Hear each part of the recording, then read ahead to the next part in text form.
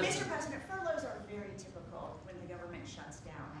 Why is the administration directing federal layoffs of federal workers this time around? Well, this is all caused by the Democrats. They asked us to do something that's totally unreasonable.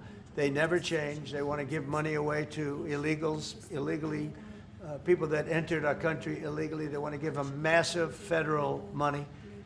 And we don't want to do that because it means everyone's going to just keep pouring back. Right now we have absolutely perfect borders like you haven't seen in many years. Even better than I had great borders during my 4 years, but these borders are stone cold closed. You can only come into our country legally now. But the Democrats want to give it all away. They want to open up the borders. Take a look at that. Big thing. They want to open borders again. After what we're going through now, getting rid of prisoners, getting rid of all of these people dropped out from mental institutions, drug dealers, drug addicts, everything. They're putting everybody into our country. It's all ended now. But this is what Schumer wants. This is what the Democrats want. They want to have, and they want to take our money. We're doing well because of tariffs. We're doing unbelievable. We're making more money than we ever have made. And by the way, we're going to take some of that tariff money that we made, just to get off the subject for a second. We're going to take some of that tariff money that we made. We're going to give it to our farmers, who are, for a little while, going to be hurt until it kicks in. The tariffs kick into their benefit. So we're going to make sure that our farmers are in great shape because we're taking in a lot of money. We're finding, the other day, it was very interesting, they found $31 billion. They said, sir, we found 31. I said, you mean positively, right? They said, yeah, 31 million more than we knew. And they said, we don't know where it came from. I said, check the tariff shelf. They came back the following morning. They said, you're right, sir, it came from the tariffs.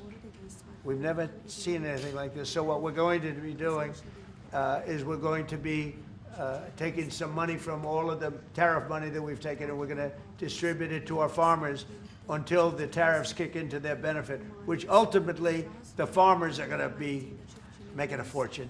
But it's a process of, it has to kick in. All right, maybe one more.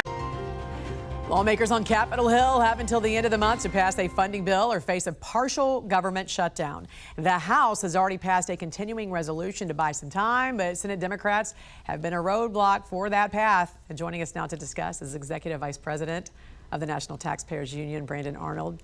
Good morning to you, sir. Of course, the big question, will Minority Leader Chuck Schumer and Democrats continue, do you think, to filibuster the short-term spending deal?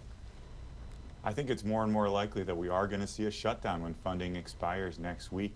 Democrats are really digging in on this, and they view this as their only opportunity to push back on the Trump agenda. And by the way, the White House upped the ante significantly last night by saying they're going to fire massive amounts of federal workers if the shutdown actually materializes. So this thing just keeps getting juicier and juicier. Yeah. Get out your popcorn, because I think we're going to buckle in here and see a pretty dramatic event. Meantime, they're on recess right now, and as you mentioned, they're really using this threat of a shutdown as leverage, and they have some pretty serious demands. You say these demands are ridiculous. What are they?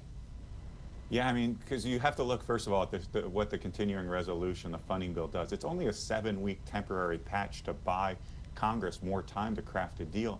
In response, the Democrats are asking for about $1.5 trillion in new spending, putting illegal immigrants back into Medicaid, getting rid of the sensible work requirements that were imposed for Medicaid, and also extending some of these pandemic programs that give health care subsidies to people making $500,000 a year. This is ridiculous, and they should be negotiating more seriously if they want to be taken seriously right now. Yeah, especially considering, what, $37 trillion in debt that we're looking at right now, and we want to spend that much, especially when we're talking about subsidies. Talk about the importance of why we have to end some of that stuff, even past this, even if we were to have this 7-week patch. Yeah, I would like to see the patch extend well into next year, because most of these subsidies are going to expire at the end of the year. The way this 7-week deal is currently structured is we're going to be facing another potential shutdown right before the Thanksgiving holiday, And that is bad news for taxpayers, because once members of Congress start to smell those jet fumes, want to get home, want to have turkey with their family, they're much more likely to craft a bad deal that could include a massive expansion in government subsidies, these Obamacare enhanced subsidies. That's bad news. Yeah, the president posted on Truth Social earlier this week, after reviewing the details of the unserious and ridiculous demands being made by the minority radical left Democrats in return for their votes to keep our thriving country open, I have decided that no meeting with their congressional leaders could possibly be productive. I look forward to meeting with them if they get serious about the future of our nation. We must keep the government open and legislate like true patriots rather than hold American citizens hostage. So, as of right now, you believe when they do come back from recess, there will be a partial government shutdown. What kind of impact would that have on the economy, do you think, Brandon?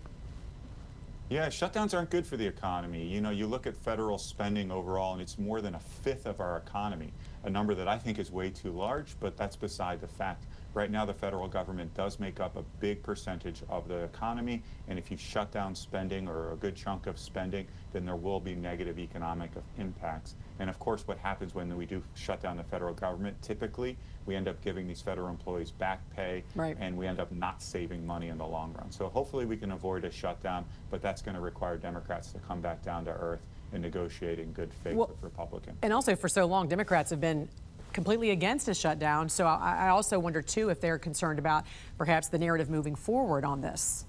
What's your thoughts? I think that's right.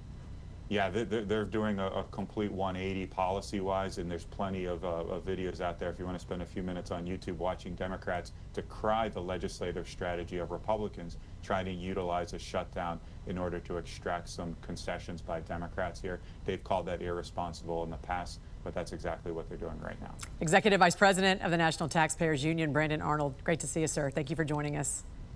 Thanks, Jan.